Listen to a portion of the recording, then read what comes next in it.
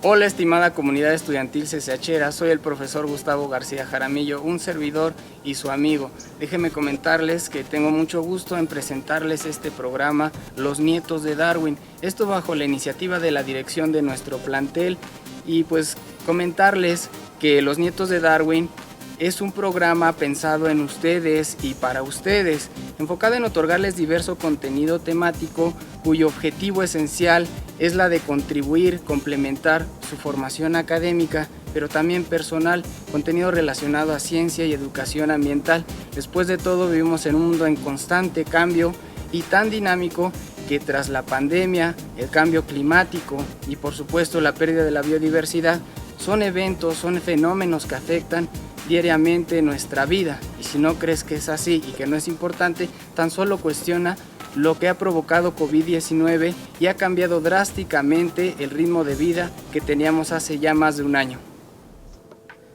Es posible que puedan brotar más virus y causar más pandemias, que sigamos en la misma dirección de degradar los ecosistemas y afectar la biodiversidad, asimismo los servicios ambientales que obtenemos de ellos. Es posible que el cambio climático siga persistiendo en el resto del siglo y sus signos puedan ser más severos. Citaré al doctor Mario Molina, Premio Nobel de Química, quien dijo alguna vez que los científicos podríamos plantear los problemas que afectan al medio ambiente con base a la evidencia disponible. No obstante, la solución no es responsabilidad de los científicos, es responsabilidad de toda la sociedad. Cabe preguntarnos entonces, ¿cuál es el papel que desempeñamos como individuos que formamos parte de una sociedad y cómo enfrentaremos los retos del resto del siglo XXI?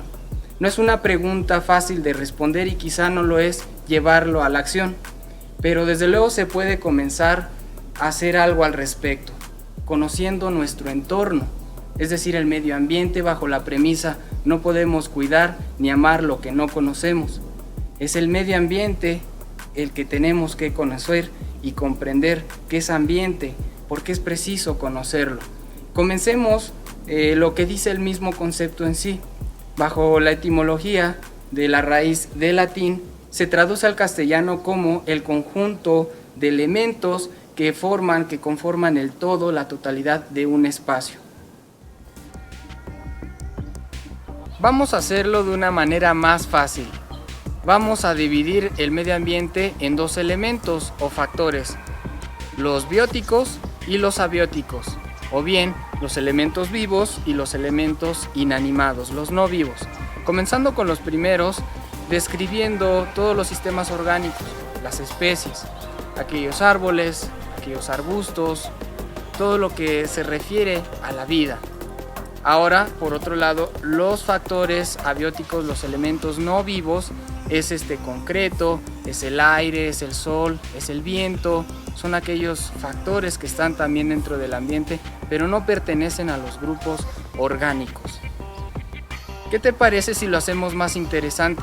Comencemos con describir el medio ambiente de nuestro plantel, la infraestructura, las especies que habitan en las jardineras y demás. Con base en esto vamos a saber qué tenemos que restaurar, proteger, conservar, describir qué servicios ambientales nos están aportando todo este ambiente que nos rodea y que tú te desempeñas académicamente. Ahora que ya conocemos a qué se refieren los elementos bióticos, es decir, los organismos, las especies, pues vamos a describir que existen 4 tipos de especies: las especies nativas, las especies endémicas, las especies exóticas y las especies invasoras. ¿A qué se refiere esto? Bueno, en primer lugar, las especies nativas son aquellas que son originarias de nuestro país, cuya distribución puede traspasar fronteras territoriales. Es el caso del jaguar, que traspasa las fronteras de Chiapas hacia otros países como Guatemala. La segunda especie, las especies endémicas, son aquellas que son originarias también de nuestro país, pero su distribución está restringida porque su hábitat se concentra, puede ser en un río, puede ser en una barranca. El caso del ajolote en Xochimilco, que por cierto aquí tenemos un ajolotario en nuestro plantel del Ciladín, seguramente lo conoces. Ahora pasemos a las especies exóticas. Las especies exóticas son aquellas introducidas en nuestro país, no son originarias de este territorio y tuvo la finalidad de satisfacer necesidades alimenticias. Por ejemplo, el café que tú consumes no proviene de México, es de otro país, de otro continente.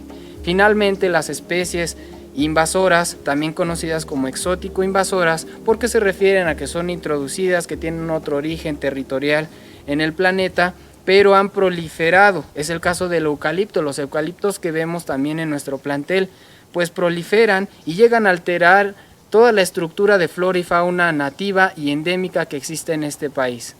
Prácticamente esas serían las 4 tipos de especies que podríamos conocer dentro de los elementos bióticos. Ahora que ya conoces qué es una especie nativa, una especie endémica, una especie exótica y una especie invasora, vamos a descubrir en la siguiente cápsula a través de este tu programa Los Nietos de Darwin de qué organismo se trata y se escabulle en nuestro plantel. Finalmente quiero agradecer enormemente al equipo de Pulso TV conformado por la maestra Berenice Ruiz, Alejandro González, Andrés Torres y un servidor. Muchísimas gracias por acompañarnos en esta primera cápsula. Hasta luego.